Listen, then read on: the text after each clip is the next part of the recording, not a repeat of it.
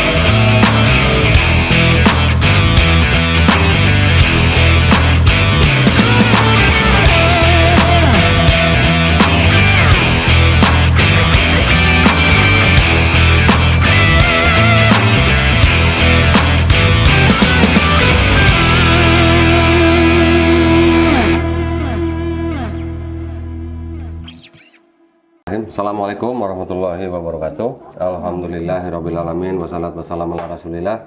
Senang sekali pada hari ini saya sedang bersama dengan Bang siapa? Umar ya? Nah, Mas, Assalamualaikum Bang. Waalaikumsalam warahmatullahi. Bang Umar ini seorang mualaf ya berarti ya? Iya. Dulu bersyahadat tahun berapa? 31 Juli 2020. 2020. Berarti ini tahun ketiga ya? Bersyahadat dulu di mana? Di tempat Pondok Mualaf Anaba Center di Anaba. bawah asuhan Ustadz Nababa. Ustadz Nababan. Ustadz Nababan yang syahadatin bukan? Tidak, Bukan. karena beliau qadarullah selagi safar dakwah di NTT. Oh gitu. 2020 ya berarti ya. Oke, dari gereja apa? Atau mungkin Ada satu institusi gereja di pusatnya di Kota Malang. pusatnya di Malang. Terus ada cabang di sini atau gimana? Ya, ada cabang di dekat rumah Di mana di namanya? daerah Karawang. Oh, Karawang. Oke. Lu dengar-dengar katanya mantan misionaris. Ya, seperti itu. Misionaris tuh ngapain aja kerjanya? Ya, penginjilan, program kristenisasi. Kristenisasi. Jadi memang tujuan utamanya adalah kristenisasi. Ya. Daerahnya dulu wilayah kerjanya wilayah mana? Jawa Timur. Oh, Jawa Timur malah. Oh, gerejanya malah di daerah mana? Karawang. Wilayah kerjanya Jawa Timur. Ya. Jawa Timur nih karena Malang dekat pusatnya. Karena kebetulan juga kan sekolah teologi juga di sana. Oh, sekolah teologi ya. Lulusan STT jadi tahun berapa? Lulus Juni 2014. Juni 2014. Oh ya, udah cukup lama ya. STT apa tuh? Di Malang? Ya. Nama juga nggak mau sebut? Ya, ada. Oke, nggak apa-apa. Nanti hujan badai nanti. Hujan badai. Di STT tuh ada jurusan apa aja? Eh, Lulusannya tetap STH, Sarjana Teologi ya, tapi konsentrasinya ada 3. Pastoral, lalu misi penginjilan, terus yang ketiga PAK. PAK itu pendidikan agama Pendidikan Kristen. agama Kristen. Berarti waktu itu ngambilnya yang Misi misi penginjilan. penginjilan. Karena itu jadi misionaris. Ya. Jadi kalau misalnya Bang Umar ini udah menyasar satu daerah tertentu gitu, terus apa yang dilakukan dari mulai perencanaannya? Penginjilannya. Hmm. Jadi penginjilan itu ada 2 tipe. Tipe yang pertama tipe individual, yang kedua ini tipe daerah, tipe wilayah. Kalau misalkan tipe individual itu ada 2 juga, terbagi 2. Ada yang terencana, ada yang nggak terencana. Kalau yang tidak terencana itu, ya misalnya kita lagi makan mie ayam di warung atau di mana, kebetulan ada target nih. Nah, biasanya kita main kode-kodean. Oh. Ya, bahasa kode. Biasanya ada, bahasa kodenya itu biasanya kita sebut orang gurun, Oh. atau enggak kita sebut orang Ismail, nah, seperti itu. Ismailite gitu ya. Ya, seperti Itu jadi- maksudnya dia Mas Umar tuh waktu itu kalau pas lagi yang tidak direncanakan itu beberapa orang gitu ya. Ya, kalau yang tidak direncanakan tuh ya random. Jadi kalau kita mungkin lagi touring atau misalkan lagi berkeliling kuliner atau seperti apa, ada target yang memang kita mau memang tentukan untuk kita targetkan. Ada si fulan ini ya udah kita injili gitu. Oh, sudah berapa orang yang dimurtadin sama Mas Umar? Untuk formalnya 20. 20. Untuk yang nggak formalnya di bawah 100. Oh, oke. Di daerah Jawa Timur aja. Ada mayoritas Jawa Timur, yang lainnya di luar Jawa Timur. Di mana? Di Madura gitu ada atau tempat yang dirahasiakan. Oh gitu. Waduh, ada yang dirahasiakan. Karena ini berhubungan sama sistem penginjalan itu sendiri. Jadi mengapa ketika penginjilan mengapa banyak hal yang di depan kamera ya, ada hal yang tidak bisa disebutkan secara gamblang, karena ketika Anda tahu udah dapat nih 20 dengan formal, di situ Anda baru mengetahui bahwa ada orang-orang pendeta-pendeta itu dalam tanda kutip berbisnis, berbisnis dalam penginjilan itu. Bisnisnya gimana tuh? Ya, satu jiwa itu, kita bilangnya satu orang itu satu jiwa. Jadi istilahnya tuh orang itu dibilang jiwa. Jadi berarti 20 jiwa gitu. Jadi satu jiwa itu ternyata mempengaruhi pendapatan Si pendeta. organisasi atau si pendeta ini dari narasumber uang, Jadi donatur-donaturnya. jadi satu jiwa nih istilahnya dijual ke gereja gitu. Atau gimana? Jadi donatur kan dari luar negeri.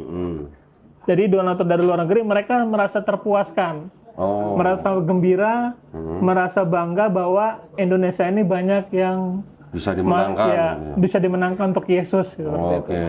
Akhirnya tambah duit lagi biar tambah bersemangat untuk mengucur penginjilan. dananya Ya. dari luar negeri. Ya, tambahan bonus-bonusnya banyak di situ. Satu orang bisa dapat berapa itu kalau?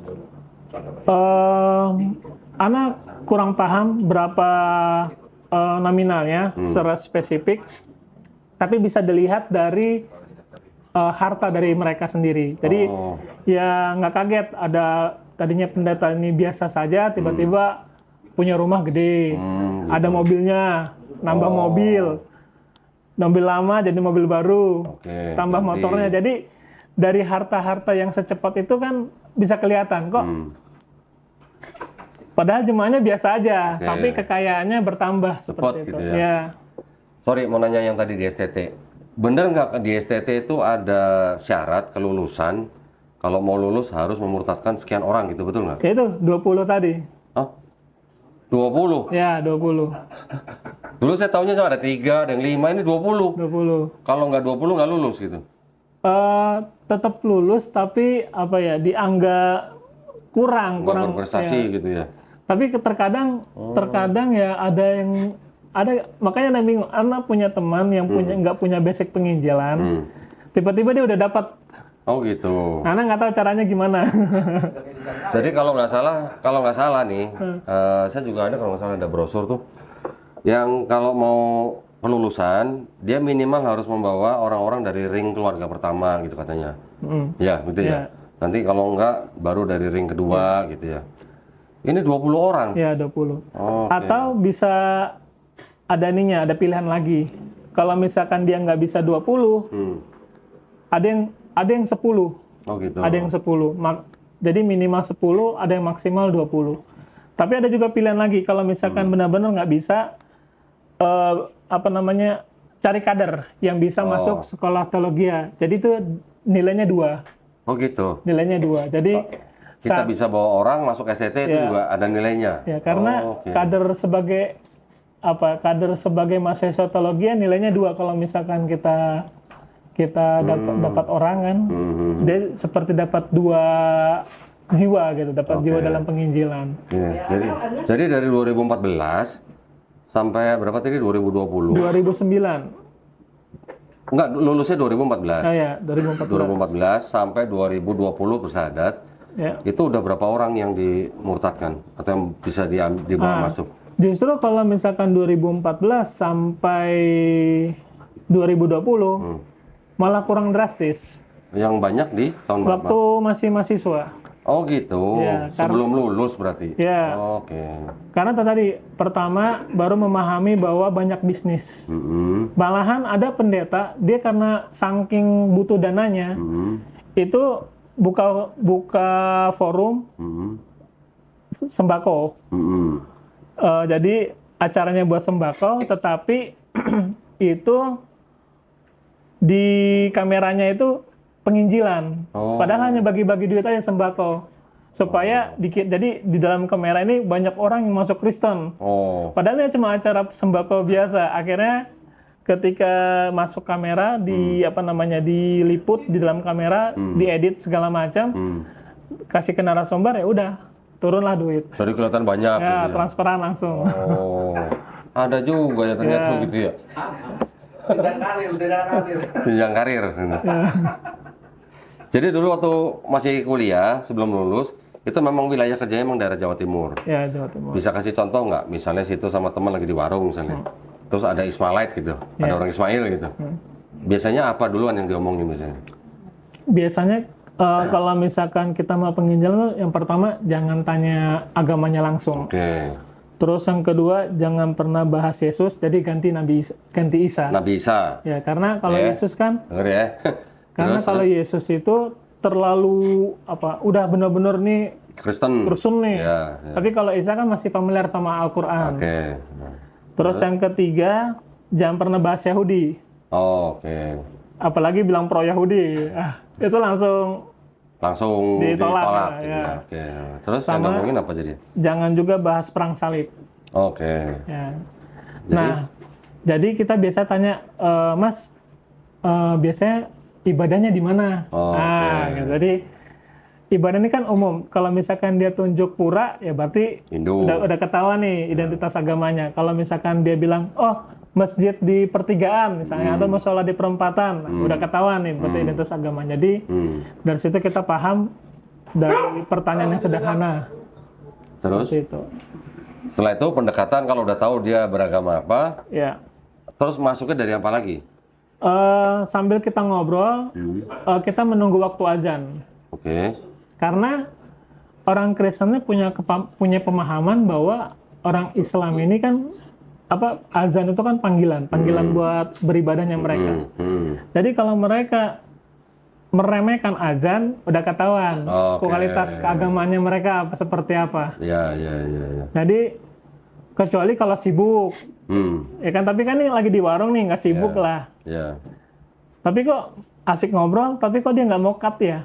Atau kan kalau dia misalkan taat beribadah kan, Mas tunggu dulu Mas azan, nanti saya sambung lagi gitu, atau baru dia. Nah itu kita agak mundur dikit gitu, agak mundur melangkah nih. Berarti agak kuat imannya. Taat gitu berarti ya. Tapi kalau asik ngobrol sampai azan itu habis, sampai ada iqomahnya itu udah berarti kita udah tahu nih kualitas lemah.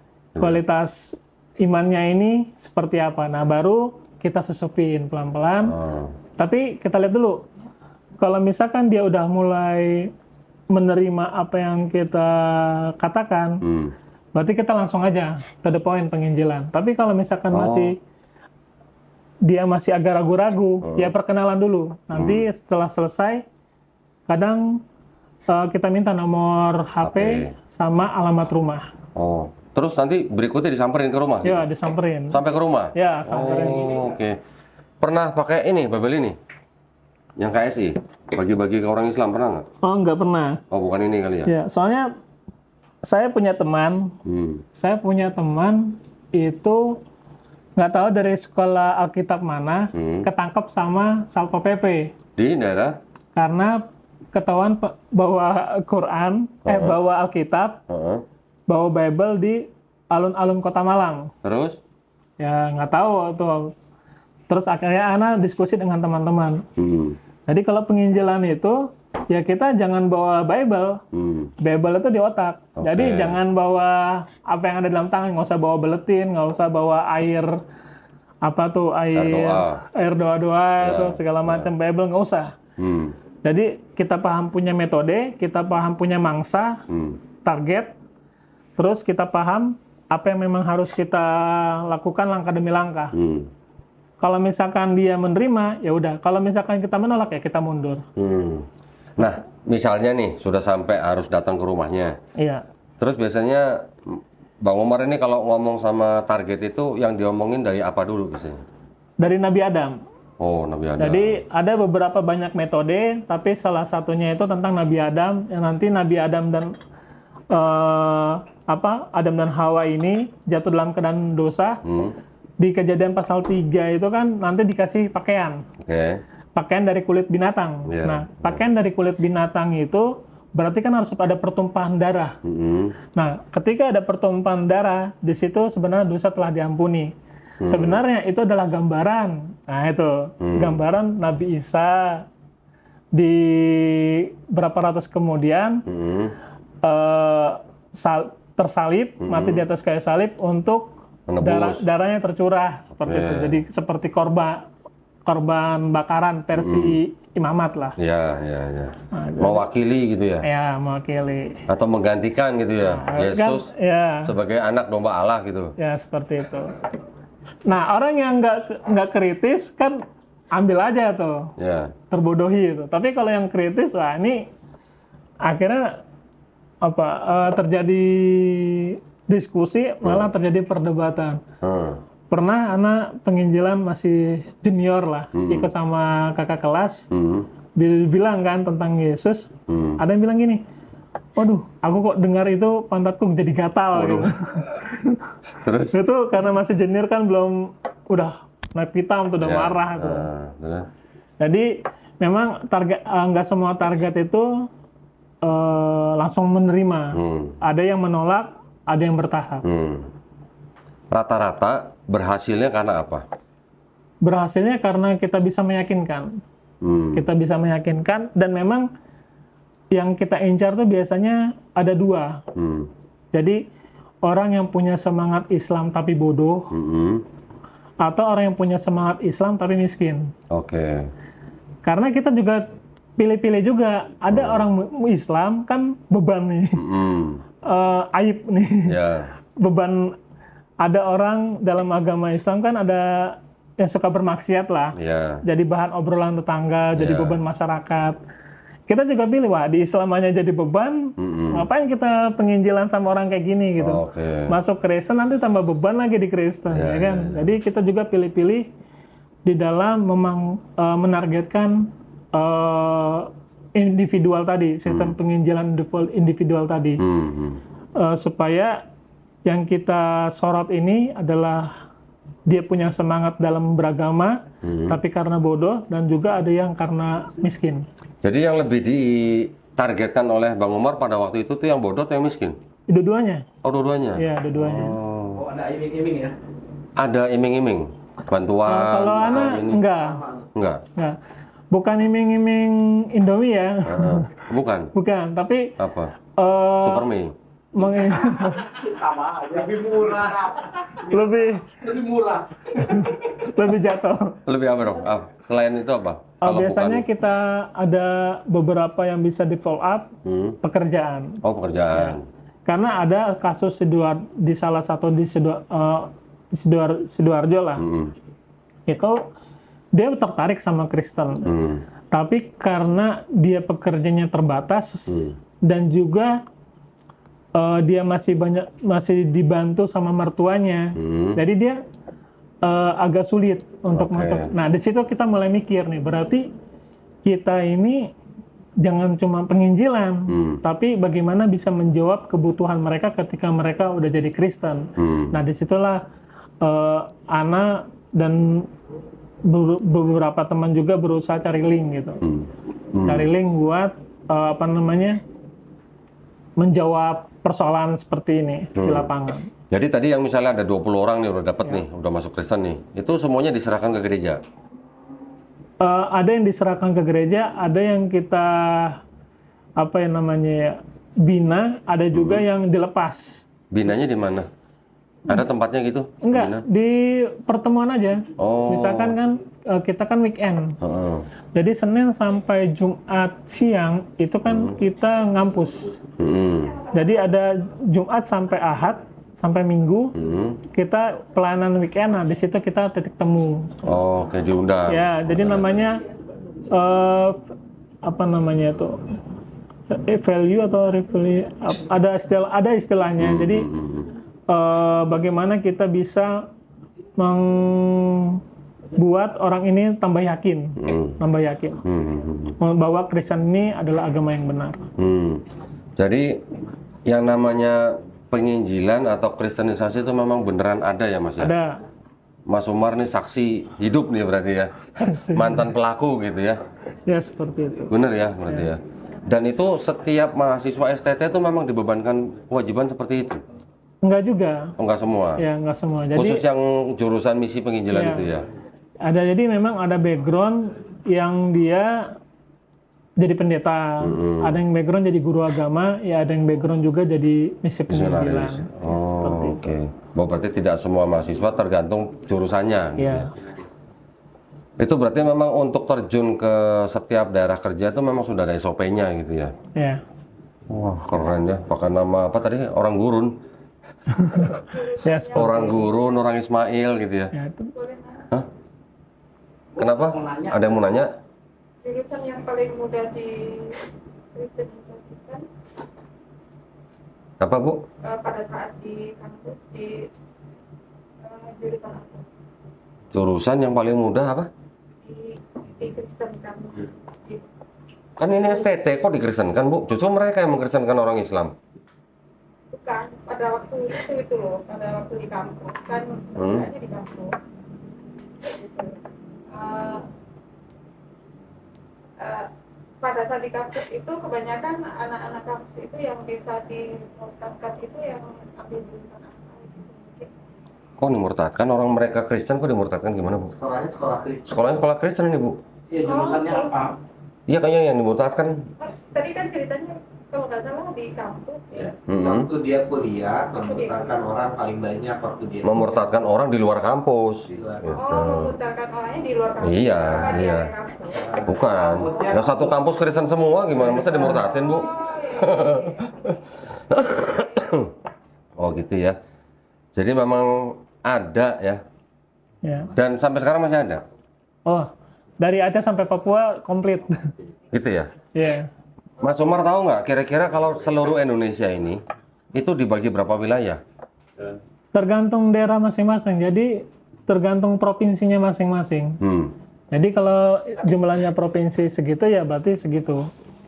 Jadi nggak main wilayah barat, tengah, timur. Jadi Oh, sesuai dengan provinsinya masing-masing. provinsi di mana ada STT gitu? Oh, enggak juga. Enggak juga. Enggak juga. Jadi kita mau targetkan di provinsi ini ya provinsi ini. Oh gitu. Nah, jadi nggak main barat, tengah, timur atau utara, selatan enggak. Setelah Mas Umar lulus dari STT 2014 sampai 2020 malah tidak melakukan kristenisasi lagi. Ya. Nah, terus ngapain itu? Di Yayasan Rehab. Oh ya, Ya, rehab. karena memang waktu itu sempat juga pengen kan, pengen udah keliling ini juga, ya sempat kelilingin sedikit lah wilayah di situ, pemetaan namanya, pemetaan Oke. wilayah. Tapi pemimpin yayasan itu pernah bilang jangan melakukan seperti itu karena pada saat itu momennya kebetulan kan yang di Ungaran ini kan anak yayasan di Ungaran ini punya cabang di daerah di tempat yang lain. Nah, di tempat yang lain ini itu pada saat itu lagi mengalami tekanan dari organisasi FPI. FPI? Ya, Oh, di terus? daerah Temanggung. Oke. Jadi dikira ini adalah yayasan kristenisasi. Akhirnya udah kedetek nih, gitu, udah kedetek. Jadi memang, wah, Masya Allah, FPI itu organisasi yang selalu bentrok dengan penginjil. Gitu ya? Ya, makanya kalau ada orang Islam Hmm. yang kurang suka FPI, Nah, berarti ada sesuatu gitu. ada sesuatu. Jadi oten gitu. Kalau misalkan dia nggak suka, dia harus menjawab, dia minimal harus memiliki organisasi yang lebih hebat. Karena memang yang sering bentrok dengan penginjil tuh cuma dua, Jamaah Tablik dan FPI Oh gitu ya? di dalam lapangan. Ya. Makanya sekurang-kurangnya mereka, ya mungkin individualnya aja gitu. Tapi secara organisasi mereka sangat bekerja keras untuk mempertahankan ya Islamnya di Indonesia ini, Oke. Masya Allah. Oke. Jadi Ini malah saya baru dengar nih dari mantan misionaris. ya jadi itu yang sering bentrok itu Iya. FPI sama Jamaah Tablik. Oh, Yang gitu. sering bentrok dengan gaungnya, kehebatannya dalam tanda kutip ya, yang Iya. semangat luar biasa para penginjil Nusantara. Oh, Mas, di seluruh Indonesia tuh kira-kira ada berapa misionaris itu? Wah, Kira-kira? banyak nggak kehitung. Jutaan Nggak bisa hitung juga sih, soalnya nggak punya datanya. Jadi Oh, nggak ada tapi data. setiap kecamatan pasti ada. Kecamatan. Ya. Terus kalau jumlah umat Islam di seluruh Indonesia yang murtad ada datanya nggak? Di Indonesia nggak punya. Nggak ada. Ya. Ada yang bilang setahun kata 2 juta umat Islam murtad katanya. Ya, tunjukkan aja coba datanya. Karena Nggak pernah lihat datanya? nggak pernah lihat. Oh, oke. Kalaupun pernah, tapi itu hanya omongan aja kan. Tapi secara data akurat tertulisnya kan, makanya kan juga nggak bilang mengakui, tapi ada.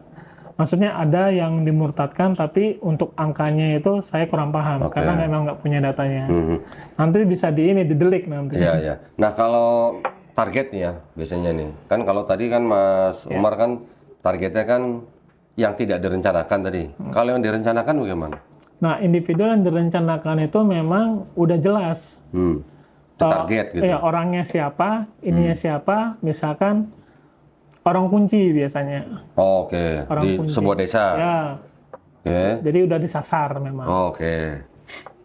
Itu sering berhasil. Cukup sering karena itu nanti larinya ke wilayah nanti, penginjilan wilayah. Karena kalau penginjilan wilayah itu kan uangnya lebih tebal, maksudnya kekuatan uangnya lebih banyak. Karena kekuatan uang itulah nanti menjawab permasalahan masyarakat di situ. Misalnya ada masyarakat yang bermasalah sama pertanian, di situ muncul. Ada masyarakat Islam yang bermasalah sama nelayan, perikanan. Di daerah nelayan, di situ muncul. Ada masyarakat Islam yang bermasalah dalam gempa bencana, misalkan, di situ muncul. Ada yang di Bali, salah satu daerah di Bali itu kekurangan air bersih. Akhirnya dibikin sumur bor. Oke. Tapi bilangnya bukan kristenisasi, bilangnya buat masyarakat umum. Tapi minimal sebenarnya mereka yang menunjukkan eksistensinya saja. Tapi kalau misalkan mereka sudah mendapatkan hati, nah baru di situ. Jadi tidak mungkin mereka memberikan dana tanpa ada sesuatu ya. Ya, timbal balik seperti itu. Berarti mereka ambil hatinya dulu nih. Nah, gitu ya. seperti Atau enggak paling tidak nanam budi dulu berarti ya. Nah, Kalau orang udah utang budi, nanti diajak ke gereja susah nolak gitu ya. nah, betul. Oke, nah itu ya. Jadi teman-teman ya, para pemirsa ya. Kalau saya setiap kali ngonten bilang masih ada diakui, tidak diakui kegiatan misionaris atau penginjilan atau kristenisasi, ini buktinya masih ada ya, orangnya masih hidup nih. Alhamdulillah. Alhamdulillah sudah jadi muslim. Sekarang kebongkar kan gitu kan. Nah, ini bukan berarti kita mau cari musuh ya, bukan. Ya, bukan. Tetapi kegiatan-kegiatan yang seperti Bang Umar lakukan itu kan sebenarnya kan melanggar aturan yang sudah ada dari pemerintah kan sebenarnya kan. Ada yang saya tahu tuh surat keputusan bersama dua menteri, Menteri Dalam Negeri dan Menteri Agama nomor 1 tahun 79 di bab 4 itu dijelaskan. Nah itu tadi salah satunya di Bang Umar kerjakan itu. Nggak boleh door to door, nggak boleh memberikan pamflet, brosur, dan segala macam bantuan pangan gitu. Itu yang dulu Bang Umar lakukan berarti kan? Iya. Nggak ada yang laporin gitu? Nggak ada. Nggak ada. Karena masyarakatnya juga nggak tahu ya mungkin ya. Dan juga ya udah berhutang budi. Udah berutang budi. Udah hatinya kan udah kepegang. Kalau hatinya udah kepegang kan mau gimana? Apalagi masyarakat Indonesia ya. Istilahnya ibarat kata, masyarakat Indonesia kan Masya Allah ya, Lia Eden aja ada pengikutnya seperti itu. Iya. Sekelas Iya. Lia Eden aja ada pengikutnya gitu. Iya, Apalagi orang Nasrani yang melakukan penginjilan pasti ada, pasti ada pengikutnya. Itu pasti ada. Pasti ada ya. Pernah nggak Mas Umar pada waktu penginjilan itu membacakan ayat-ayat Quran dan memelintir-melintir artinya? Iya. Pernah? Tapi hanya sedikit aja. Jadi Sedikit. misalkan tentang ya itu tadi Adam dan Hawa. Oke. Jadi kita pakai nama istilahnya Nabi Adam. Oke. Walaupun di Bible kan nggak ada tuh Adam dibilang Nabi. Ada Bible yang bilang Nabi ada. Oh ya ada. Nggak semua sih. Ya. Dikit banget. Namanya Bible TZI. Nah, itu ada sebut Nabi. Nabi Sulaiman, Nabi Daud, Nabi Ismail. Semua disebut Nabi. Yang ini berarti versi LAI. Versi ya. Nah, jadi versi LAI itu kan bilang Adam gitu, langsung Adam. Jadi kita bilang Nabi Adam, Siti Hawa, gitu. Jadi Nabi Isa. Jadi hal-hal yang aromanya Islamik lah, Oke. supaya Kristen ini tidak istilahnya Kristen ini tidak ditolak. Pendekatannya gitu ya. Ya, pendekatannya. Tapi gini Sat, ada satu lagi Sat. Jadi selain kalau misalkan kan mereka kan punya visi dan misi besar bahwa Indonesia ini supaya diserahkan sebagai umat Tuhan gitu. Jadi biarlah Indonesia ini udah bilang menjalik ya. Menjadi kerajaanmu di bumi seperti di surga. Waduh. Keren dong. Gitu ya. Ya, itu yang pertama. Tapi Visinya. kalau itu tidak terjadi, mereka akan berupaya sekuat mungkin. Ya udah, mereka tetap Islam, tapi Islamnya rusak. Oke. Islamnya yang punya keyakinan lemah terhadap Al-Quran dan As-Sunnah. Oke. Jadi pegangan mereka. Jadi kalau mereka tidak bisa mengkristenkan, mereka akan berupaya bagaimana ya mereka tetap agamanya seperti itu, tapi agamanya yang jauh dari dasar pemahamannya mereka, yaitu ya sumbernya kan kalau kita kan Al-Quran dan As-Sunnah. Nah, berarti ini kan kita tadi udah dengar cerita nih, Bang Umar nih, pengalamannya dari mulai menjadi mahasiswa STT, melakukan kristenisasi ya, sampai lulus, kemudian direhabilitasi gitu kan. Terus gimana ceritanya kok bisa nyasar ke Islam? Nah, Masya Allah nih. Nah, gimana dong? Jadi itu ceritanya panjang, Oh, panjang. sekitar 2 tahun masalahnya. Oh, kirain 2 tahun ceritanya. Ya, Ceritanya 2 tahun? ya maksudnya Enggak, jangan 20 menit aja. ya jadi Selama 2 tahun maksudnya pencarian? ya pencarian dari 2018 itu. 18. Ya. Gimana ceritanya? Jadi awal mulanya itu kan ya diskusi aja, diskusi biasa. Dengan Lalu ya dengan seorang ustadz? enggak lulusan pondok biasa. Oke. Ya, jadi udah kerja umum lah, pekerjaan umum. Jadi dia ini jadi gini, Anda melihatnya dari segi pendidikan, Anda lebih di atas dia. Oke. Anda S1, dia cuma tamatan SMA. Oke. Yang kedua, dari segi gaji, Anda lebih hebat lah dari dia. Terus dari segi apa istilahnya jabatan, Anda lebih juga hebat daripada dia. Tapi ada yang membuat dia lebih unggul dari Anda. Apa tuh? Memperlakukan kitab sucinya. Oke. Jadi ketika dia dia benar-benar sangat menghormati Al-Quran. Dalam memegang Al-Quran itu beda sama Bible. Ada adabnya gitu ya? Ya, Bible mau taruh di bawah bantal, mau taruh di atas lemari sampai berdebu, mau taruh di karpet setara dengan kaki, itu biasa. Oke. Tapi Al-Quran ini dia benar-benar menghargai dan benar-benar mencintai Al-Quran itu, dan itu tadi memakai adab-adab yang bagus ketika memegang Al-Quran. Di situ Anda punya keyakinan bahwa wah ini berarti orang baik nih. Kitab sucinya aja dihormati kan Ya, gitu. ya. Akhirnya mulailah kita diskusi lebih dalam tentang dia berdiskusi tentang Nabi Muhammad, Ana berdiskusi dengan Yesus. Oke. Nah, ketika itu baru berdiskusi dengan Al-Quran, Umar bin Khattab. Oke. Ya, Hmm. itulah kenapa nama hijrah Ana Umar. Oh, Masya Allah. Lengkapnya Abdullah Umar. Abdullah Jadi Umar. Abdullah itu anaknya, Ya. Umar itu sahabat. Terus? Habis itu yang ketiga ini baru surat Al-Ikhlas. Oh.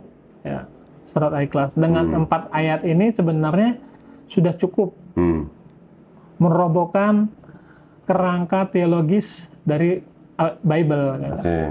Bahwa Allah itu tidak punya nasab gitu. Allah tidak butuh sesuatu untuk melahirkan dia, dan juga Allah tidak melahirkan oleh yang lain gitu. Ya, ya. Tidak melahirkan anak gitu. Jadi hanya dia, tidak ada yang lain. Jadi itu 4 ayat itu sebenarnya surat tauhid yang memang dengan 4 ayat itu udah cukup. Sebenarnya kalau misalkan ditafsirkan itu kan pasti udah panjang lebar. Ya, ya. Sama para ulama-ulama kita terdahulu Ya. udah cukup untuk merobohkan sebenarnya. Dan itu benar-benar mujarab buat Ana waktu itu. Benar-benar waktu itu, wah, Itu Iya. malah Bang Umar dapat dari seorang lulusan SMA atau Iya, pesantren ini. iya. Oh. Tapi ya itu tadi kenapa itu 2 tahun? Yang pertama ya ego lah, maksudnya Gengsi ya. ya gengsi Oh, juga. lulusan STT gitu, man. Terus yang kedua, Ana akui juga Ana masih cinta dunia waktu itu. Oke. Ana tahu nih konsekuensi seorang Islam ini pindah agama ini bagaimana gitu. Pasti yang paling ini kan dana nih, uang nih. Yang tadinya punya ATM ada isinya pasti Ya. kayak seperti itu. Ya. Jadi Langsung kosong gitu ya. ya, jadi itu benar-benar memakan waktu. Tapi alhamdulillah sih, Ana bersyukur bahwa Allah tidak mematikan Ana pada saat itu. Oke.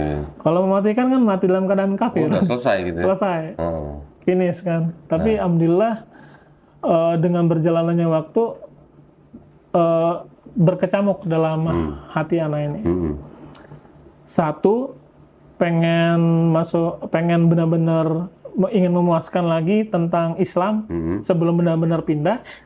Kedua, masih cinta dunia.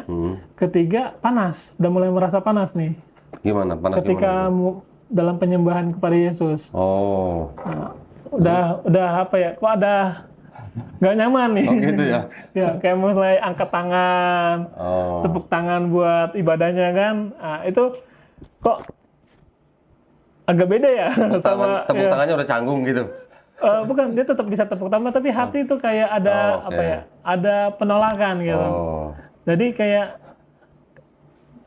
lu nyembah, tapi kok ada something gitu, ada Hatinya nggak di situ. ya hatinya nggak di situ lagi gitu. Jadi ya di situ. Diketawain tuh orang mantan Katolik tuh.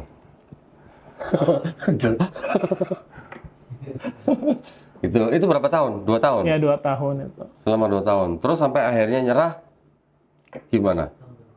Itu masih belum lagi. Jadi belum lagi. Jadi Ana kan mengundurkan diri akhirnya kan Dari dari yayasan. pekerjaan Desember 2019. Nah, Ana juga bersyukur di situ Allah itu menutup Ana dalam mengetahui akibat COVID. Oh.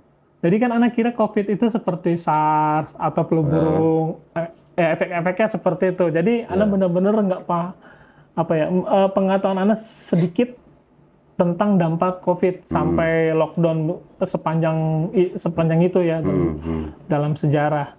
Tidak seperti flu burung ya, atau flu babi ya, seperti itu SARS. Jadi Desember 2019 mengundurkan diri untuk mendapatkan pekerjaan di luar gereja. Oke. Nah, ketika sudah itu dapatlah pekerjaan. Pekerjaan ternyata di gereja juga. Oh. Gereja lain atau? Iya, di gereja lain di daerah Jakarta Timur. Oh, oke. Ya, di Terus? situ di situ Ana ingin diorbitkan, pilihannya dua. Satu, menjadi misionaris di Hong Kong. Wis. Jadi, tapi nyawa samarannya TKI. Oh, oke. Ya. Hmm. Terus yang kedua, antara daerah Sumatera, Pulau Sumatera bagian selatan lah. Seperti itu. Mana? Lubuk Linggau?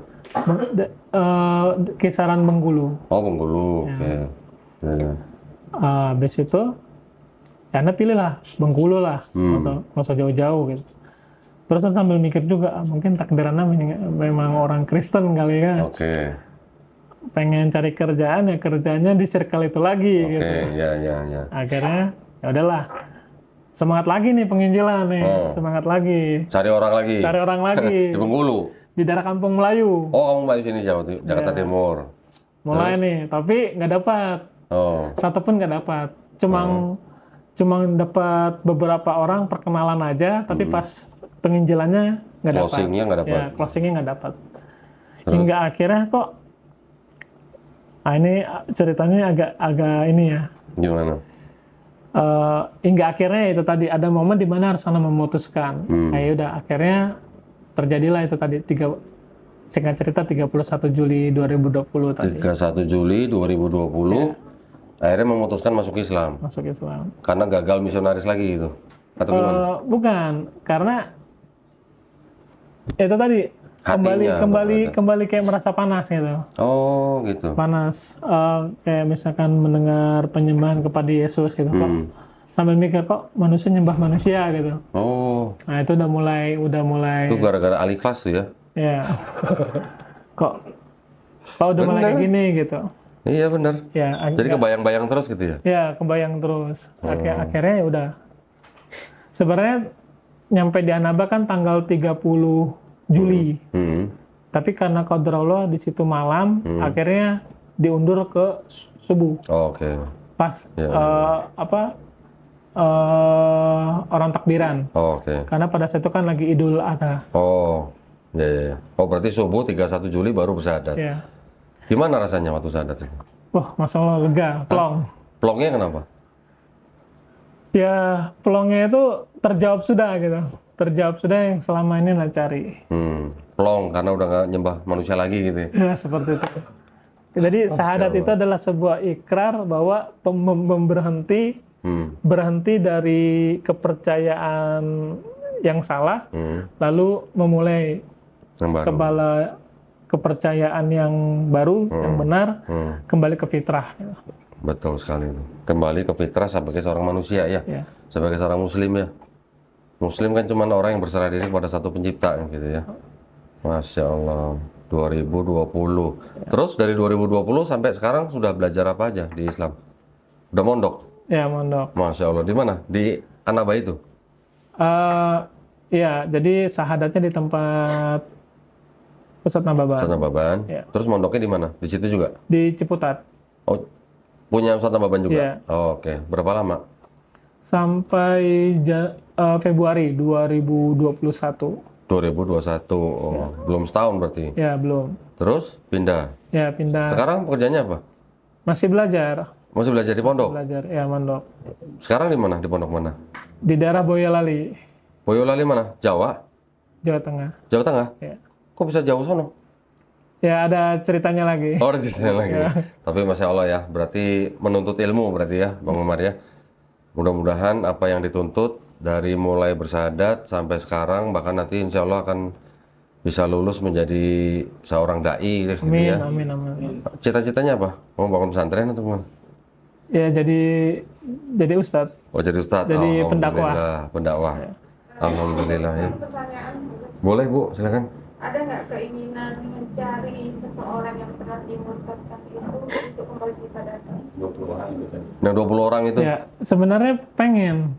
Tetapi itu tadi, karena udah terlalu lama jenjang waktunya, datanya pun anak nggak punya, jadi ya apa ya, bingung juga gitu, hanya berpasrah Mau nyari kepada kemana gitu ya? ya, karena hanya berpasrah kepada Allah saja. Allah, ya. Mau nyari kemana mulainya juga bingung ya. Ya betul. Karena itu tadi datanya kan kita serahkan.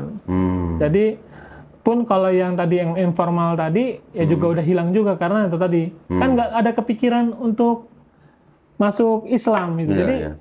data itu ya hanya taruh di kertas, udah kalau misalkan itu ada ya ada, kalau nggak ada ya nggak ada. Dan ternyata kan nggak ada. Nah pas nggak ada ini baru Islam itu menghampiri hati gitu. Jadi yang memang nggak pernah punya rencana untuk masuk Islam karena hingga akhirnya kan datanya memang nggak disimpan. Iya. Kira-kira nih, Bang Umar nih, dulu nih sebagai mahasiswa atau sebagai misionaris nih ya, di dalam hati itu kan selalu ada misi untuk mengkristenkan orang lain gitu kan. Ya.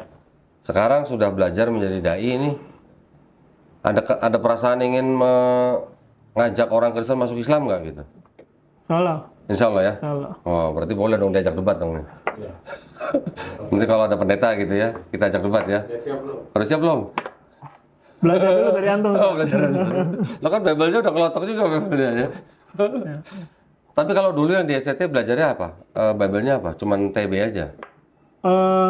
Dari LAI? Iya, cuman yang TB aja Iya. berarti ya. Oke. Nggak belajar tanah gitu nggak? Enggak. Septuaginta gitu nggak? Oh enggak. Oh enggak ya? Enggak. Septuaginta Alexis itu cuma namanya aja yang kita pelajari sejarahnya apa. Terus gini, bener nggak sih kalau di STT itu ada mata pelajaran Islamologi? Wah ada. Bener? 3 SKS. Apa aja yang dipelajarin di Islamologi STT? Pengen Jadi, tahu nih. di situ nanti dijelaskan fakta-fakta tentang Nabi Muhammad. Faktanya fakta apa? Positif atau negatif? Jadi anak yang dahulu itu nganggapnya positif. Oke. Tapi ketika anak masuk Islam ternyata itu sesuatu fitnah. Oh gitu. Ya, jadi yang pertama itu Islam itu kan dibilang agama jin. Hah? Nah, Agama jin. ya karena kan Nabi Muhammad di Gua Hiro. Oke. Nah kan di gua ada siapa kan biasa gitu dikait-kaitkan lah, cocok logi lah gitu. Terus? Terus Islam itu dikatakan agama radikal, agama apa? Agama suka perang, keras. Padahal sekeras-kerasnya Islam, orang Yahudi jauh lebih keras. Gitu. Bahkan dalam Islam pun perang itu ada akhlaknya juga, nggak semua dibantai. Gitu. Jadi malah justru orang Yahudi itu kalau berperang lebih sadis. Ya. Jadi, yang bernapas bunuh gitu ya. Bahkan keledai nggak tahu apa-apa aja bunuh gitu. Itu di kitab Hakim-Hakim pasal 1 itu menceritakan tentang peperangan Israel bahwa ketika dia menguasai wilayah semua harus dibantai, baik manusia maupun ternaknya. Bahkan di kisahnya Raja Saul kan dia tertolak karena dia lebih menahan binatang-binatang ternak yang terbaik. Lalu dia serahkan kepada Tuhan, dibakar.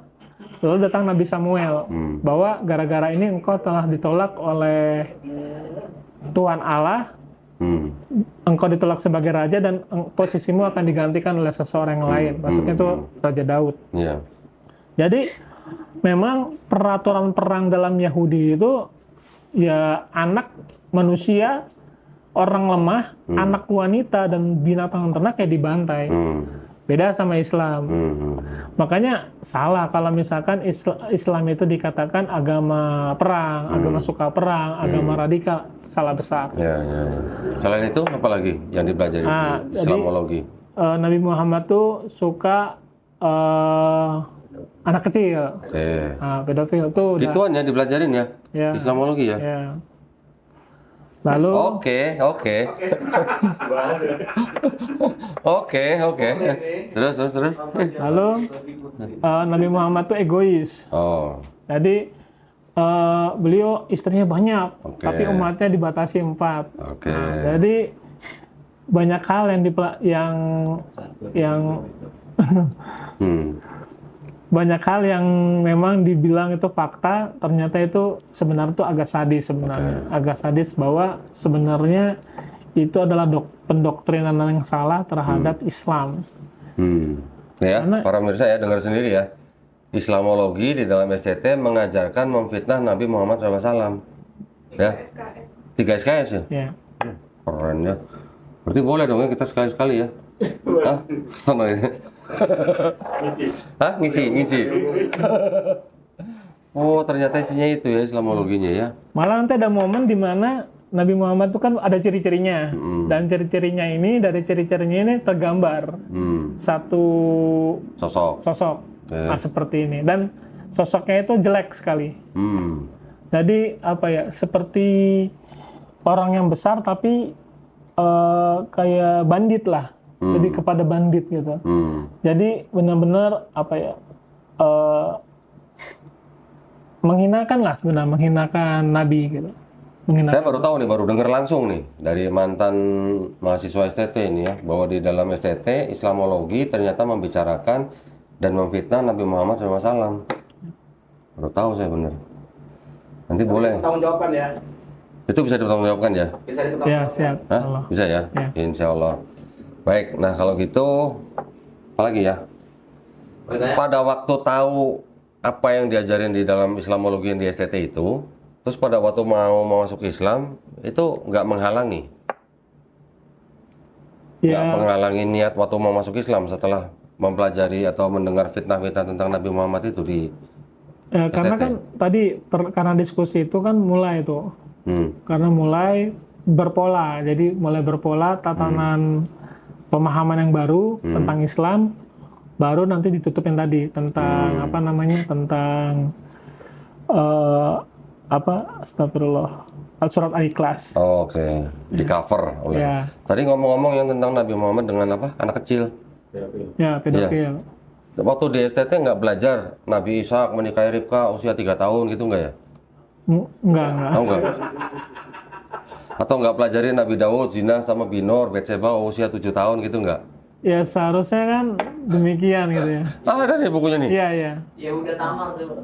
Ah, belum lagi Tamar. Ya, Yehuda sama Tamar. Nah.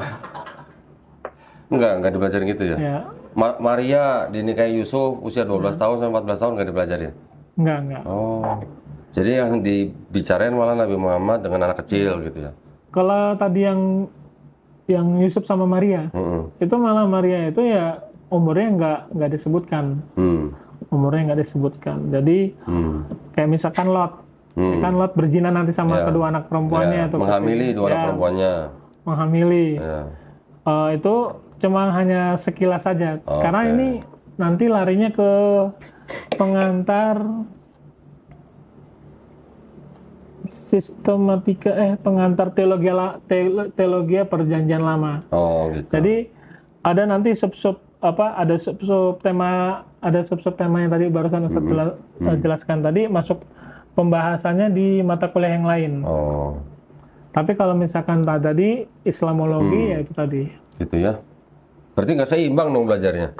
Islamologi belajar memfitnah Nabi, giliran di kitabnya sendiri nggak belajar Ishak menikahi Ribka usia 3 tahun gitu nggak dipelajarin. Ya pola Oh. habis itu. Kuat. Baik, nah cukup tercengang juga ya kita dengar cerita dari Bang Umar ini ya. Ternyata memang di dalam STT isinya seperti itu ya. Bahkan kegiatannya juga tadi sudah jelas-jelas ingin memurtadkan orang Islam untuk masuk ke dalam agama Kristen dengan misi-misi tertentu ya. Tadi kita dengar sendiri ceritanya. Nah, ini adalah sebuah wawasan baru buat kita. Jadi seperti yang sering saya katakan, diakui tidak diakui kegiatan misionaris memang masih ada dan sedang terjadi di Indonesia. Betul ya? Di Malang Selatan juga ada kan? Malang Selatan banyak kan begitu? Kurang paham kalau di Malang Kurang tahu. Selatan. Saya dulu pernah ada informasi dari sana. Dibangun gereja besar. Tiap minggu orang kampung yang datang ke gereja, keluar gereja satu kepala 100.000. Satu kepala. Satu orang kampung satu kepala 100.000 bisa buat makan seminggu kan? Iya. Gitu. Katanya nih ya, tapi saya sih mendapatkan informasi yang cukup valid sih. Tapi Masya Allah ya, tadi kita mendengarkan cerita dari Bang Umar. Seperti itu ceritanya. Dan Alhamdulillah sekarang Bang Umar sudah menjadi seorang Muslim. Sekarang sedang belajar ya. Insya Allah nanti segera menjadi Ustadz ya. Ustadz Umar Abdullah gitu ya. Atau apa? Namanya apa lengkapnya tadi? Ustadz Abdullah Umar. Abdullah Umar, Ustadz Abdullah Umar ya. Kita Amin, tunggu aja amin, nanti kiprahnya. Mudah-mudahan bisa segera menjadi pembela agama Islam ya di daerah-daerah. Baik, kalau gitu terima kasih banyak ya atas perhatiannya para pemirsa. Sungguh sebuah cerita yang menginspirasi buat kita, dan kita semua juga harus berhati-hati dengan keluarga kita, dengan teman kita, dengan saudara kita ya, dengan masyarakat Islam supaya apa? Supaya akidah kita tetap terbentengi dari upaya-upaya pemurtadan. Begitu ya yang dari kami. Mohon izin, wabillahi taufiq wal hidayah. Wassalamualaikum warahmatullahi wabarakatuh. Terima kasih banyak, Bung Umar ya. Masya Allah.